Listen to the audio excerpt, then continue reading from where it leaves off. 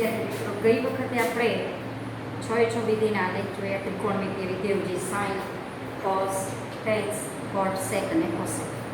એમાં ટેન અને કોટનું મુખ્ય આવર્તમાન પાઈ છે એવું કહી શકાય. કેમ? કારણ કે એ બંને આલેખ પાઈ અંતરે પુનરાવર્તિત થાય છે.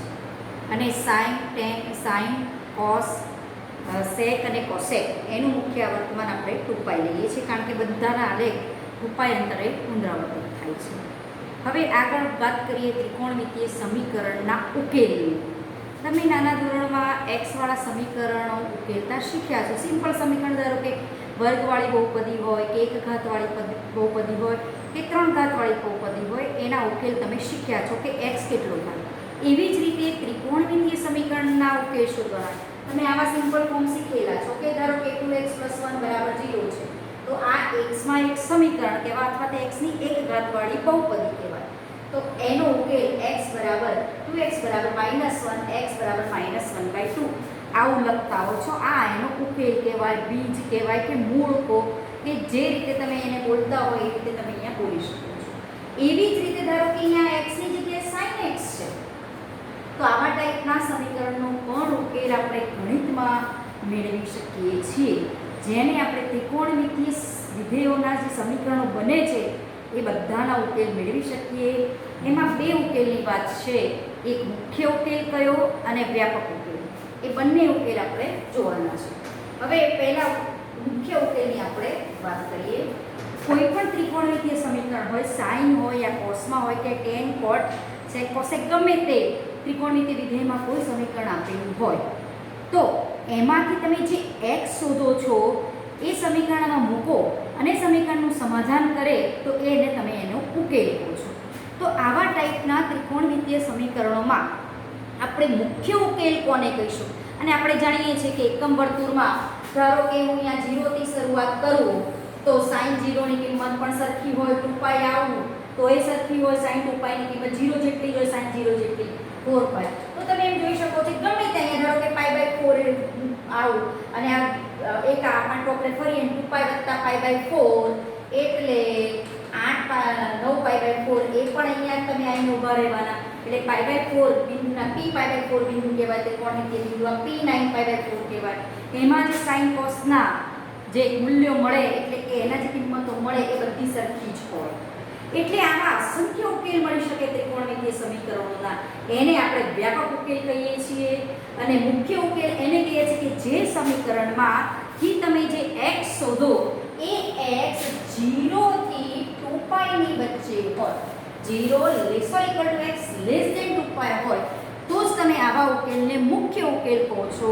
બાકીના બધા ઉકેલને આપણે વ્યાપક ઉકેલમાં અસંખ્ય ઉકેલ હોઈ શકે.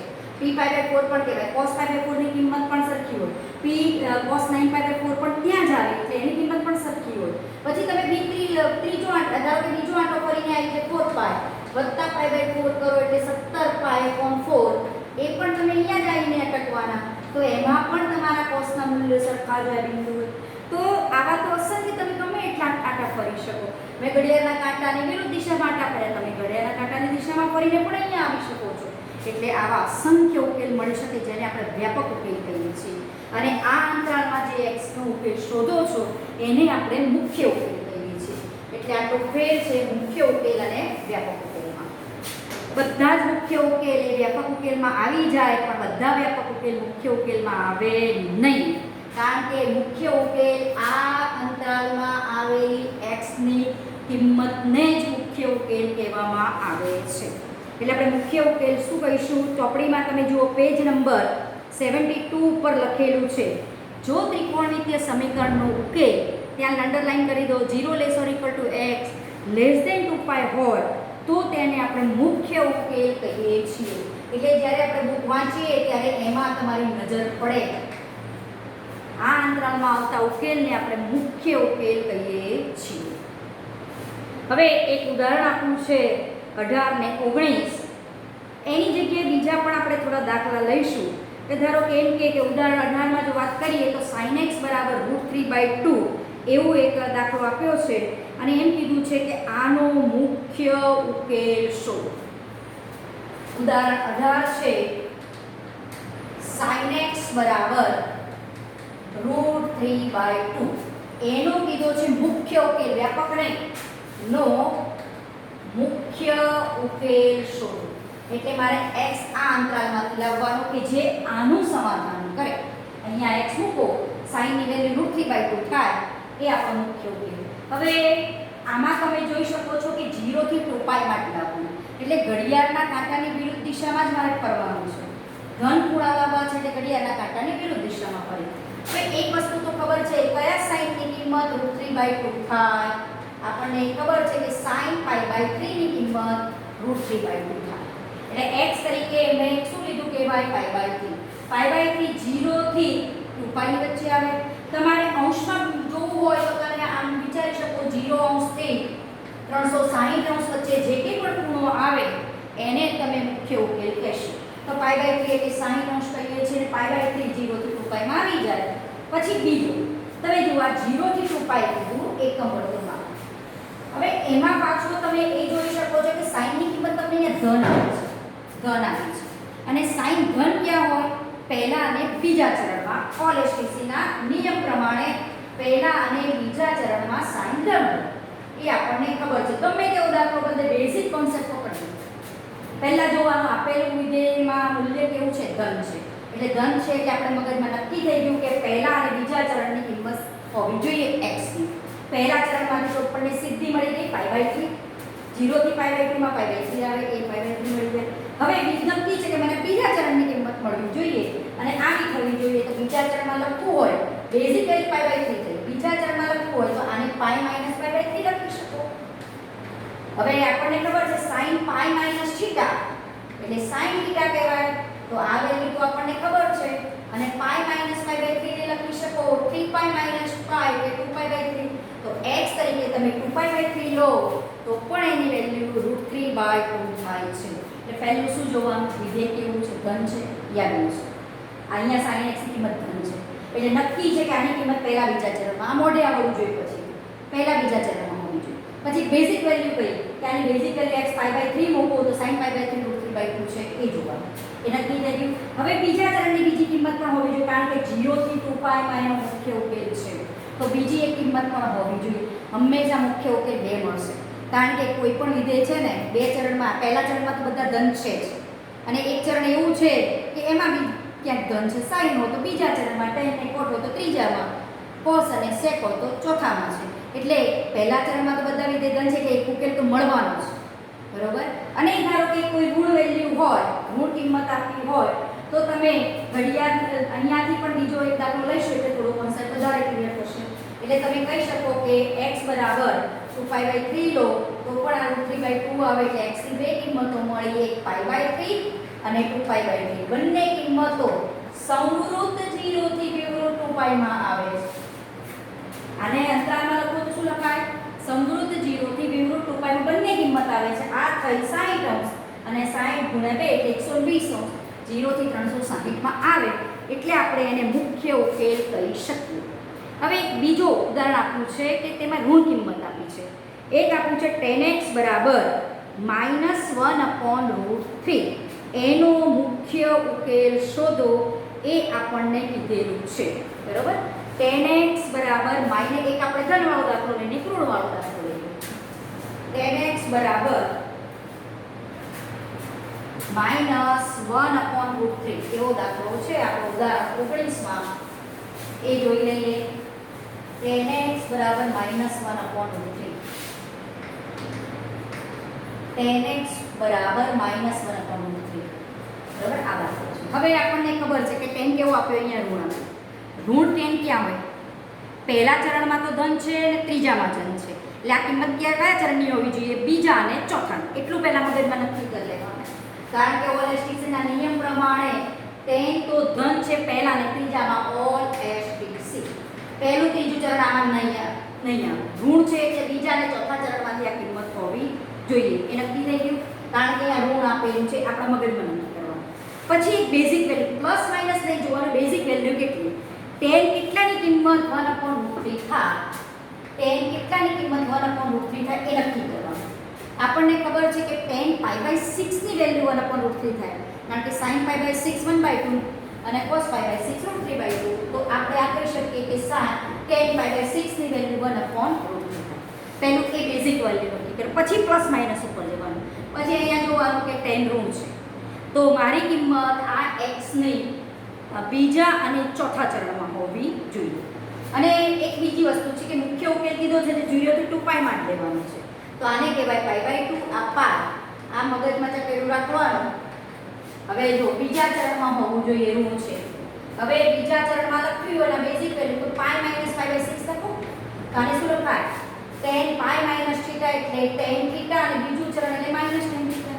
અને આ આપણે આગળ જોઈને રાખ્યું છે -1/√3 આવી ગયો. પણ કેટલા માટે π - π/6 બીજા ચરણમાં હતી એટલે π - સમથિંગ ખૂણો આવે, તો કેટલા ખૂણાની વેલ્યુ tan ના 1/√3 તો π/6 ની. એ પહેલા આપણે લખી દેવાનું, ધન યા ઋણ નહીં જોવાનું, પહેલા બેઝિક લખી દેવાનું, પછી ચરણ નક્કી કરવાનું કે ઋણ છે તો બીજા ચોથા ચરણમાં એની કિંમત હોવી જોઈએ. તો આને લખાશે તમારે tan π - π/6 એટલે 5π/6, 6π - 5 એટલે 5π/6. હવે બીજી કઈ વેલ્યુ થાય ચોથા ચરણમાં. ચોથા ચરણને હું લખી શકું 2π - θ. કોઈ વેલ્યુ ચોથા ચરણમાં હોય તો 2π - θ લખાય. તો આને હું શું લખું tan 2π - π/6.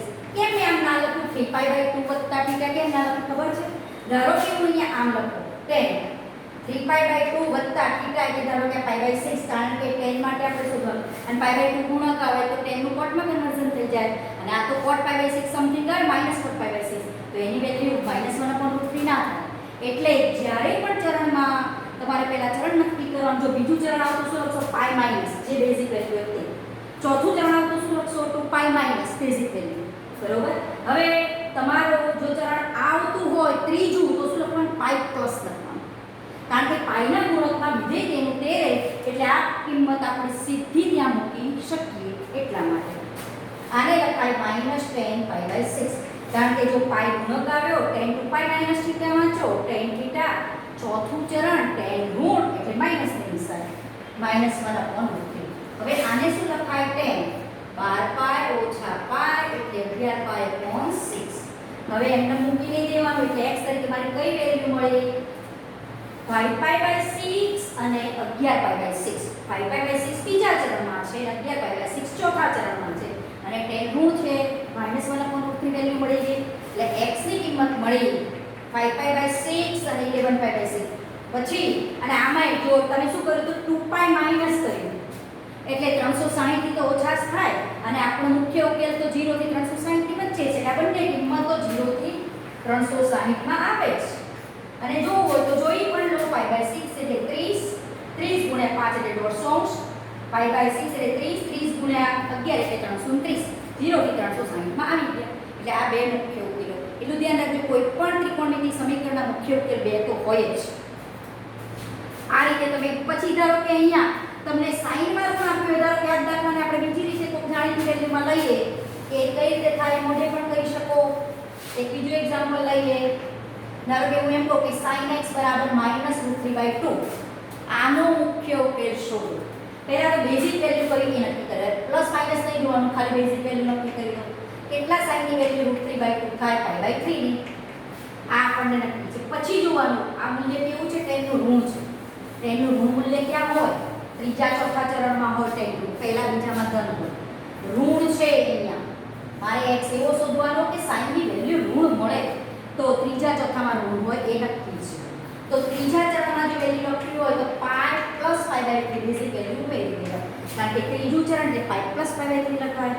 તો આને લખશો તો -sin π/3, π ગુણક sin π + θ sin θ, ત્રીજું ચરણ માઈનસ નિશાની -√3/2, અને આને લખાશે sin 3π + π એટલે 4π/3. પછી ચોથા ચરણમાં મારે આ વેલ્યુ પણ આવવાની ઋણ છે કે 2π - π/3 લખવાનું. એટલે એક બે દાખલાની પ્રેક્ટિસ કરશો એટલે ગ્રીપ આવશે. 6π - π એટલે sin 5π/3 બરાબર -sin π/3. sin 2π - θ -sin θ -√3/2. જુઓ તો મેં x કેવા લીધા, આવા લીધા, તો એની વેલ્યુ -√3/2 મળી. તો x બરાબર 4π/3 અને 5π/3 બંને વેલ્યુ 0 થી 2π માં આવે છે, તો આ એનો મુખ્ય ઉકેલ બનશે. બરોબર, આ રીતે આપણે વાત કરી શકીએ. ગમે તેટલા આમાંથી દાખલા અલગ અલગ બનાવી શકીએ. પહેલાં તમારે શું કરવાનું, કોઈ પણ વિધેયની બેઝિક વેલ્યુ નથી, નિશાની નહીં જોવાની, પછી નિશાની જોવાની. ઋણ છે વિધેય કયું વિધેય છે એના ઉપર ડિપેન્ડ રાખે. ઋણ હોય ને tan હોય તો તમારો બીજા ચોથા ચરણમાં વેલ્યુ મળે. પછી મોઢે તવ થશે sin હોય અને ઋણ હોય તો ત્રીજા ચોથા ચરણમાં વેલ્યુ મળે x ની. પછી cos હોય ને ઋણ હોય તો બીજા અને ત્રીજા ચરણમાં એની વેલ્યુ મળે, કારણ કે પહેલા અને ચોથામાં તો cos ધન છે. sec પણ આપી શકે, sec cosec, જે રીતે sin tan cot sec cosec આવા ઘણા તમે દાખલામાંથી લઈ શકો. અને કેવી કિંમત આપશે, જાણીતી કિંમત હશે એવો જ અહીંયા x આપશે. કોઈ વખત tan હોય તો √3 આપે, 1/√3 આપે, cot માટે પણ √3 1/√3 એવી વેલ્યુ આપશે. ખાલી તમારે x મોઢે શોધવાનું રહેશે. એ આ દાખલો તો MCQ ટાઈપ જ કહેવાય. પહેલા તો નિશાની જોઈને ફટફટ લેતું એની બેઝિક વેલ્યુ કાઢી, ધારો કે હું અહીંયા કરું, અહીંયા cos x કરી દઉં, sin x ની જગ્યાએ શું કરી દઉં, cos x. તો કેટલા cos ની વેલ્યુ √3/2, તો કે cos π/6 ની વેલ્યુ √3/2 છે. પછી જોવાનું cos કેવો છે, પાછું કે ઋણ છે. ઋણ છે તો બીજા ત્રીજા ચરણમાં cos હોવો જોઈએ. બીજા ચરણને લખવું હોય ને તો આ વસ્તુને તમારે આમ લખવાનું. બીજા ચરણમાં લખવી હોય તો cos π - π/6 લખો, એટલે આ કે -cos π/6 અને cos π/6 છે √3/2, એટલે -√3/2 વેલ્યુ થઈ ગઈ cos π/6. અને ઋણ છે એટલે ત્રીજા ચરણમાં પણ cos આવશે, ત્રીજા ચરણને લખાય cos π + π/6. એટલે આ શું થશે, cos 7π/6, π + π/6 એટલે 7π/6 cos π/6 એટલે -√3/2. એટલે આ x ની બે કિંમતો આવશે, π/6 અને 7π/6. આ રીતે ગમે તેવા દાખલા તમારી જાતે બનાવીને પણ ગણીને પ્રેક્ટિસ કરી શકો છો. કે જેની ખાલી એટલું યાદ રાખવાનું, ઋણ કિંમત છે, કયું વિધેય લાગેલું છે, કયા ચરણમાં કિંમત આવે, આટલું ધ્યાન રાખવાનું. આ હતો આપણો મુખ્ય ઉકેલ. હવે આગળ આપણે જોઈશું એના વ્યાપક ઉકેલની વાત છે. એમાં ખાલી sin cos અને tan એના ઉપરથી તમે ગમે તેવા વિધેય હોય, સેકમાં હોય, કોસેકમાં હોય કે કોટમાં હોય, એ બધા ત્રિકોણમિતિય સમીકરણના ઉકેલ મેળવી શકો છો, જેની વાત આપણે આગળ કરીએ.